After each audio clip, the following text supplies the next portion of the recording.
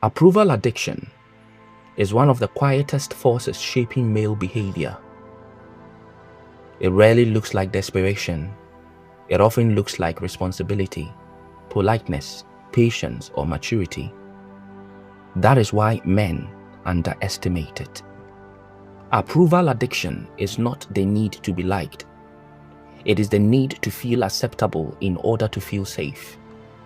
From early life, many boys learn that approval regulates the environment. When approval is present, things are calm. When approval is withdrawn, tension appears. Emotional distance follows. Discomfort enters the body. The nervous system learns a simple rule, that is, approval equals stability. This rule follows men into adulthood. A man may not consciously seek praise, but he tracks reactions constantly. He senses tone shifts. He notices disappointment. He anticipates disapproval, and before anyone asks him to change, he adjusts. This is not kindness, it is conditioning. Approval addiction weakens men because it externalizes authority. The man no longer trusts his internal sense of rightness. He measures himself through response. Instead of asking, "Is this true?" he asks, "Will this be accepted?" Instead of asking, "Is this aligned?" he asks, "Will this cause friction?" Over time, this shifts the center of decision-making outward.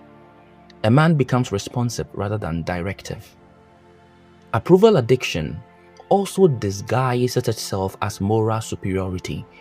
Men who are deeply approval-seeking often believe they are more ethical, more considerate, or more evolved than others. In reality, they are more regulated by reaction. They confuse goodness with compliance. The cost of this confusion is very high. A man who needs approval cannot hold firm boundaries. Boundaries create the risk of displeasure.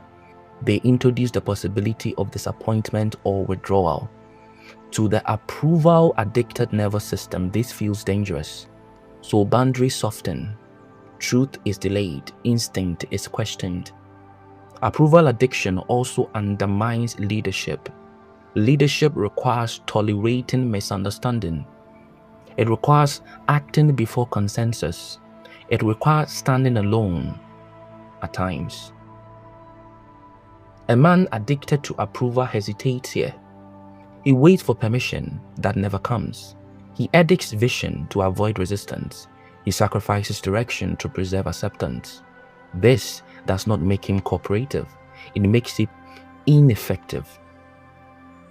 Approval addiction is especially dangerous because it feels virtuous. The man tells himself he is being patient, understanding, non-confrontational, reasonable. Meanwhile, resentment builds quietly. Resentment is the emotional debt of unspoken truth. Men often explode after long periods of approval seeking, not because they are volatile, but because they have been suppressing perception far too long. The nervous system cannot maintain constant self-editing without cost. When approval addiction collapses, it collapses dramatically. The man feels used, overlooked, disrespected. He believes others took advantage of his kindness, but the deeper truth is more uncomfortable. He surrendered authority voluntarily. Approval addiction also weakens men sexually and relationally.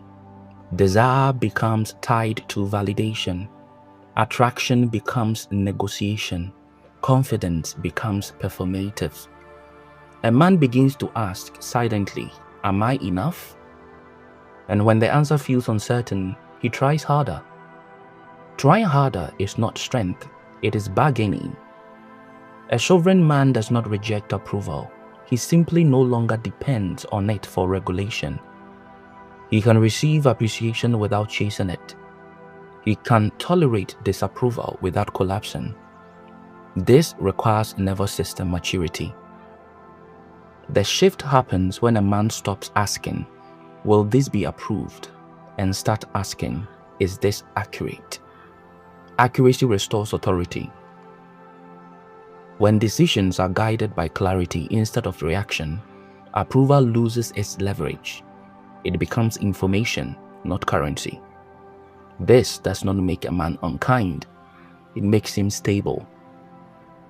A man who no longer needs approval becomes predictable in the best sense. His yes means yes. His no means no. His presence is grounded. People may not always like him, but they trust him.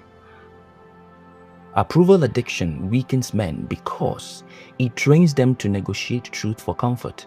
Sovereignty begins when a man can withstand disapproval without self-betrayal. That is not arrogance. That is integrity.